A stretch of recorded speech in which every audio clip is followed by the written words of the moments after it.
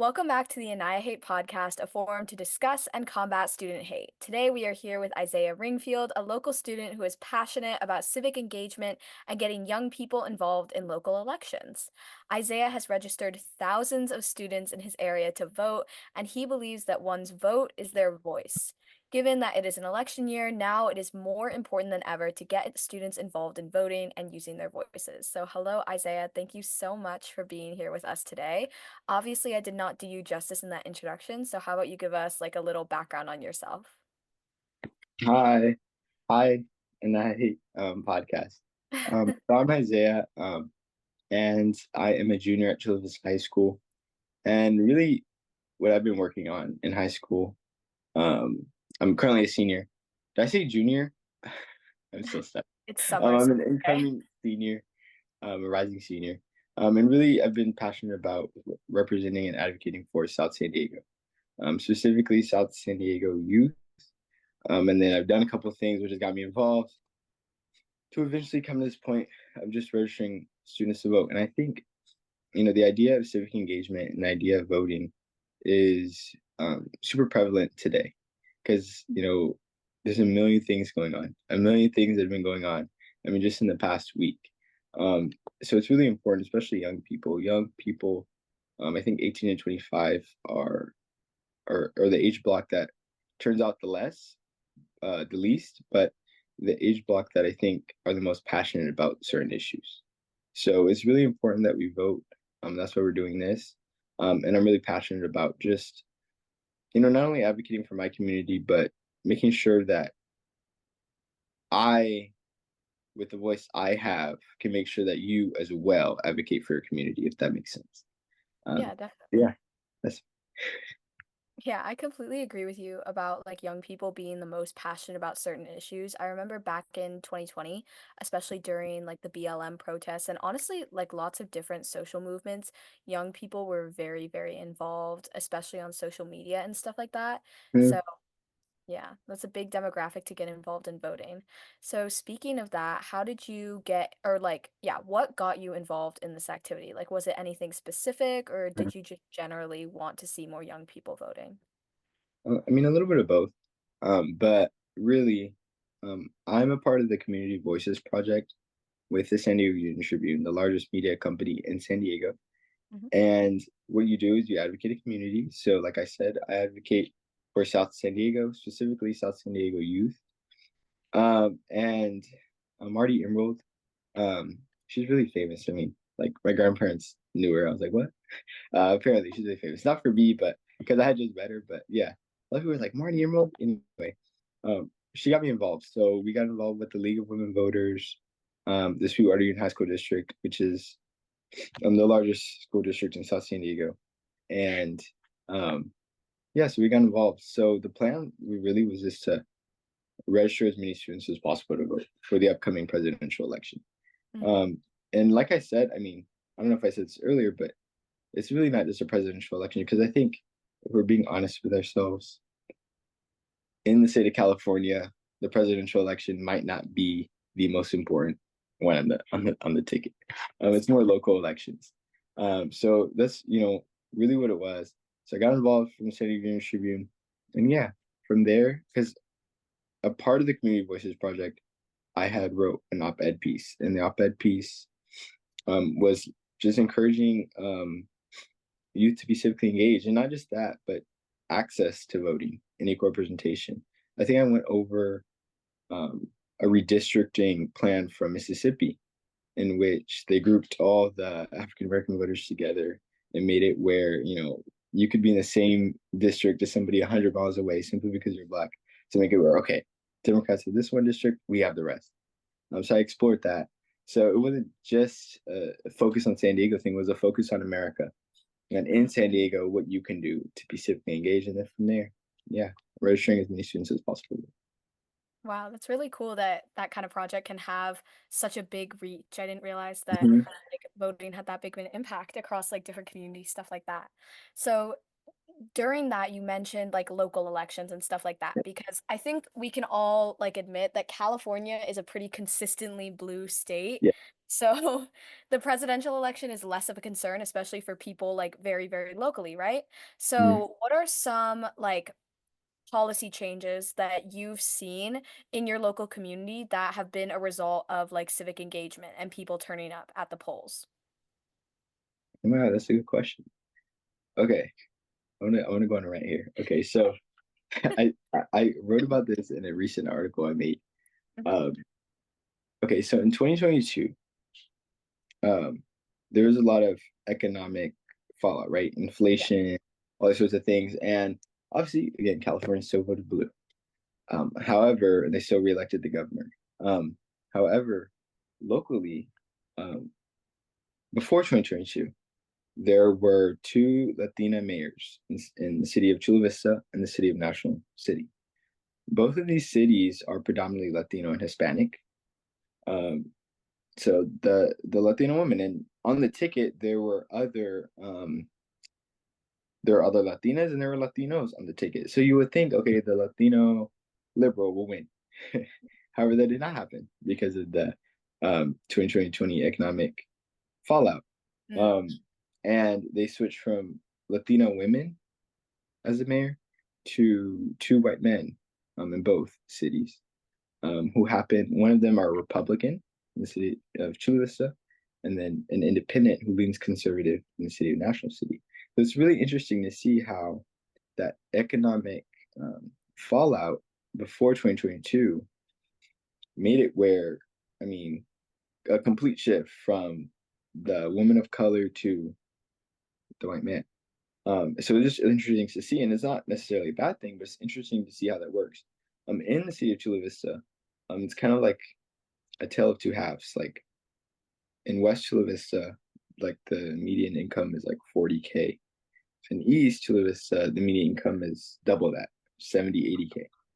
Right? So it's a 15-minute drive, and it's completely two different socioeconomic spheres. Mm. And turns out that in 2022, the West Side um, turned out a lot less than the East Side. And the East Side is predominantly Republican, predominantly conservative, upper middle class, and the Republican mayor wins. So this is really interesting to see. And honestly, having a conservative or liberal mayor, I mean, it promotes balance because the city council is still democratic in both cities. So it promotes balance and unity. So it's not necessarily a bad thing, but it's really interesting to see how turnout and then the economic fallout before 2022 completely changed um, the mayor office in both of those cities in South San Diego. Yeah, definitely. That's crazy that there was such a like radical shift just based on Mhm, almost like a couple years of policy. mhm. Yeah, that's a lot. Okay. So this sounds like a lot, right? Because you have to process all of these different things. You have to factor in how things like the economy, things like, seemingly random current news events factor into like voting patterns and stuff like that. So for you, what has been the hardest part of this process? Like all of this, civic engagement, getting people involved. What do you think has been like the most challenging part? The most challenging part of this process, I think it's been convincing some students to register to vote. Like when I walk around these campuses, and there's not a lot I can say because they have valid points. They say, okay, why? And I'm like, okay, get involved, women's reproductive rights, all these sorts of things, right?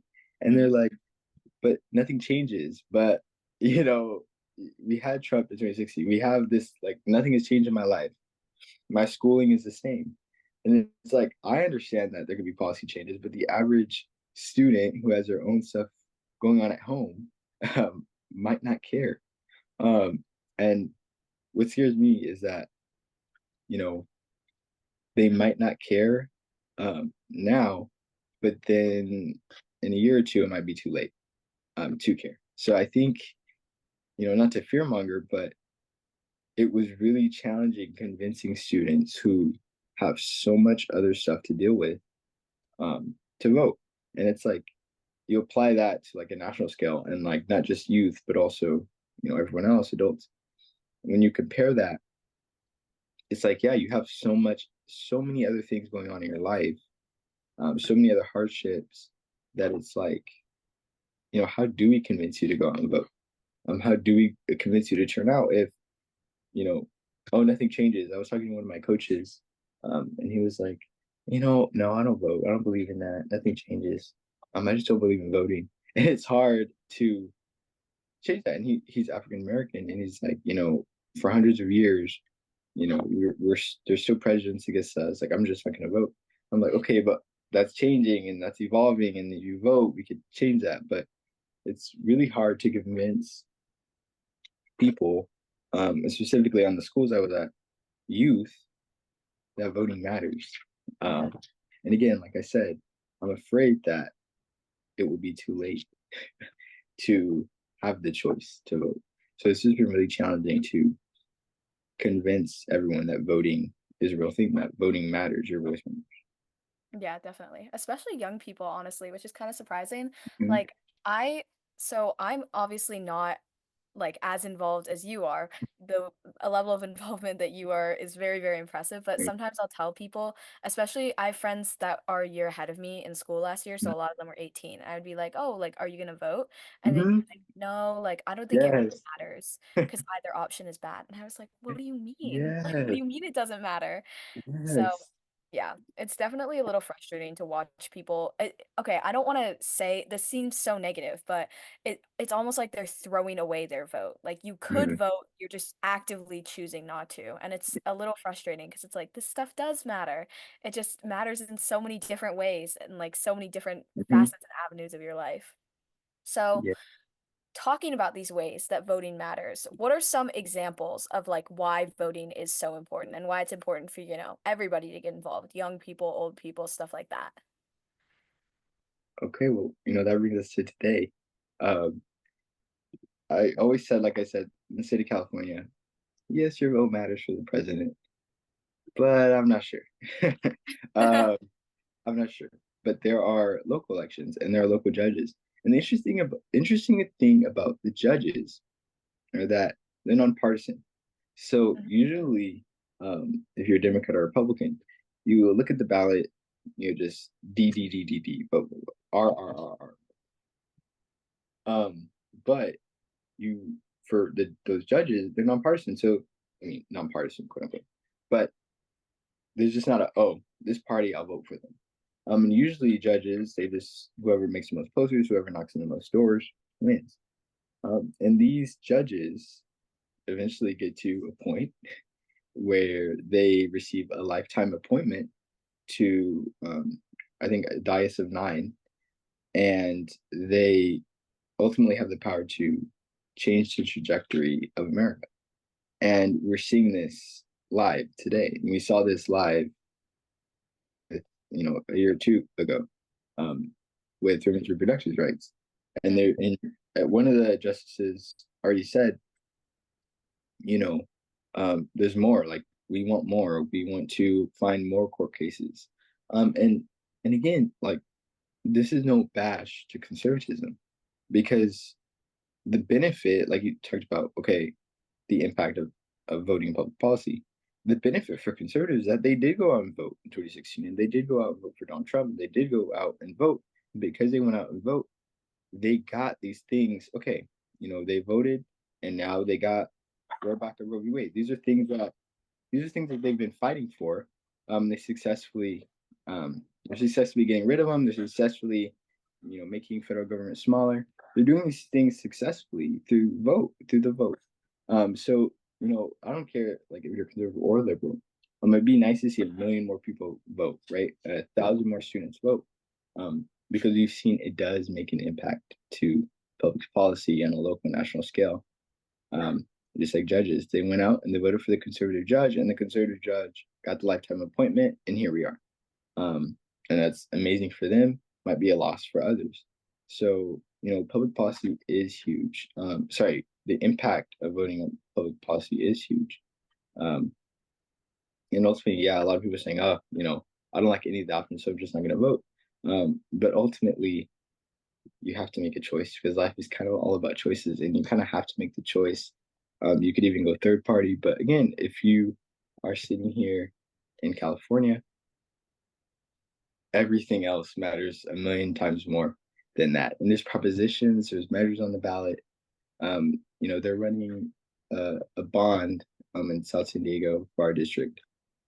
It's over $1 billion in new taxes um, for infrastructure and for on campuses. Mhm.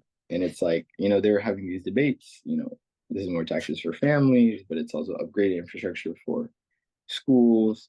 Um, so, it's important to vote, but it's important to see that there is an impact. And we've been seeing this for the past week. Like I've been saying, the Supreme Court has ended its term, and they've ultimately changed. I saw a lot of law students on TikTok. They ultimately changed like the way the American political system works, the way the Yeah. American legal system works. Hmm. Um, it's important to be involved, civically involved.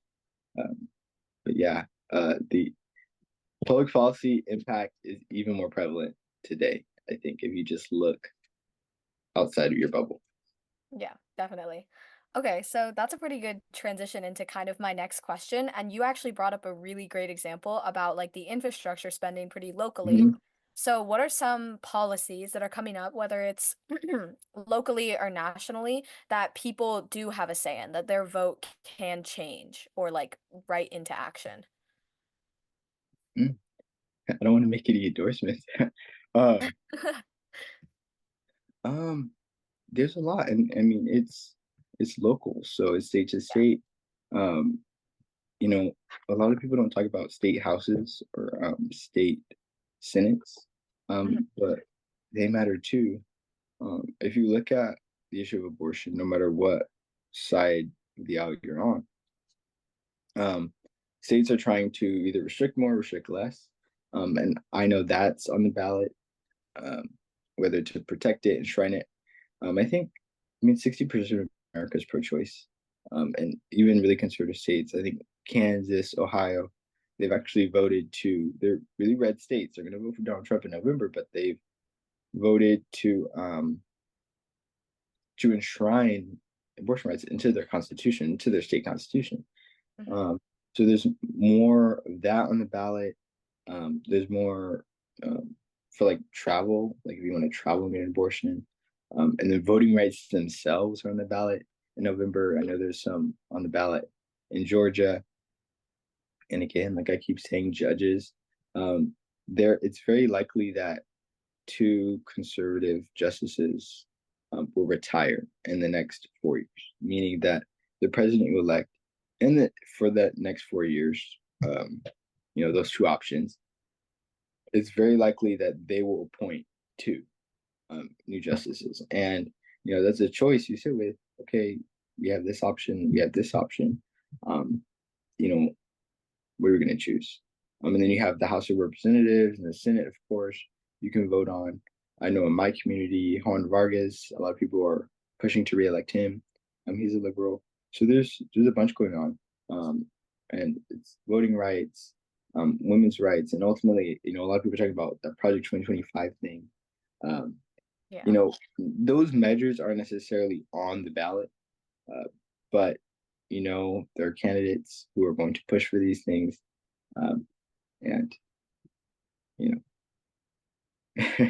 Yeah, do definitely. to it. But um, I think it's really just important to see where you stand, and then you can look at the ballot months before. In the state of Mhm, California, we're really lucky because we get the ballot mailed to us weeks in advance. So it's really, we can go through it, we could read it, and then you can research. Um, it's always good to research, not just on YouTube, but everywhere. Research the candidates. Don't believe everything you see online. mhm. Um, but yeah, there's so much going on. Every single vote is going to matter um, this November. And it's really important that once you get your ballot, once you research where you kind of are, if you're just coming out of high school and you turn 18, it's what I was preaching. Only you know your community like you do. So it's really important that you research the ballot before you actually go out and vote. Um, Yeah, but definitely.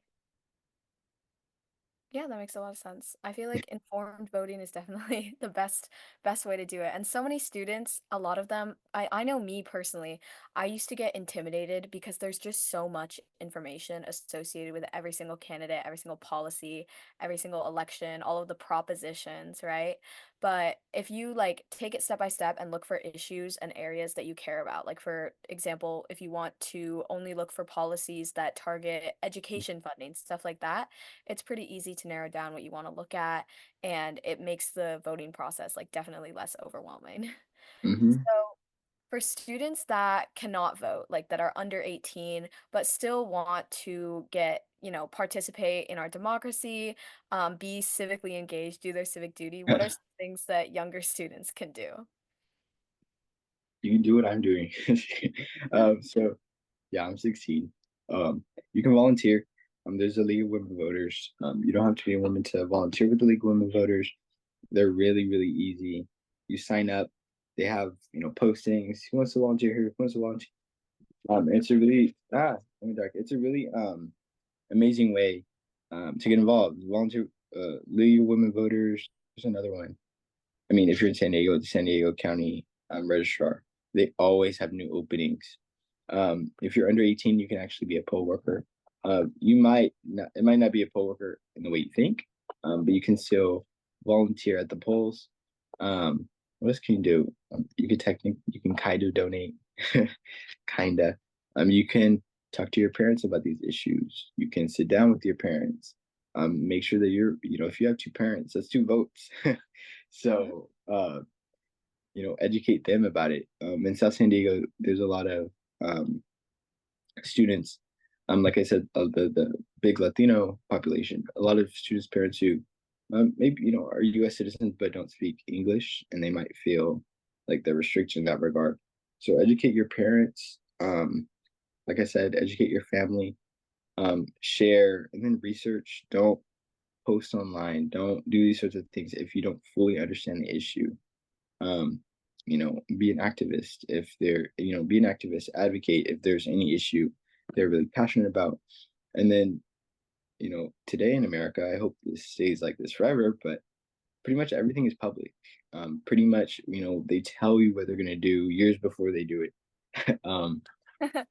In the district specifically, you can make public comments, you can pull certain items from the board and, ask questions. You can do all those sorts of things. That's the benefit of living in America. And, you know, you can do that under 18. So, yeah, you can't vote yet, but you can still advocate for your community, volunteer, show up, educate your parents, educate your family. And this is the information age. So you can go on your phone, shoot a text, shoot a message, send a video. Definitely, yeah. It's very encouraging to know that even students that can't actually vote can still get involved and still have a Yeah. voice and like a Mhm. representation in the kind of policies that we put out, the kind of people that we're electing, whether it's locally or nationally. So, more broadly, how do you think students having a voice and, being represented in policy and stuff like that helps decrease hate and discrimination? Mhm. Yeah, like you say, annihilate hate.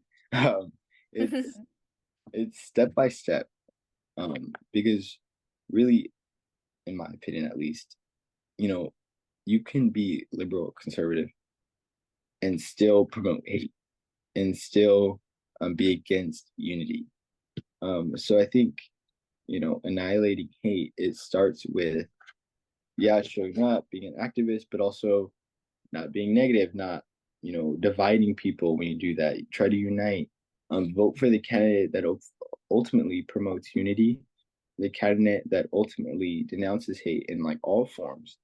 Um, and like I said, within your family, um, if you have a cousin who always hates on that one group, or a friend who always makes that one comment, Mhm. um, no one person out of these billions of people are going to annihilate hate. So it's step by step, one at a time. And honestly, hate might never be gone. But what we're trying to do is right get it to that minimum as minimum as it can be. And it's step by step, you know, not just voting, but this is when you get into being civically engaged, and doing everything but voting.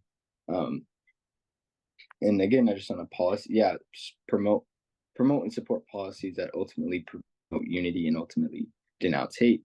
But do it step by step, whether that's on campus, denouncing bullying, denouncing cyberbullying, or in your family, denouncing all those forms of hate, all those forms of discrimination, um, and advocating for what you think is right.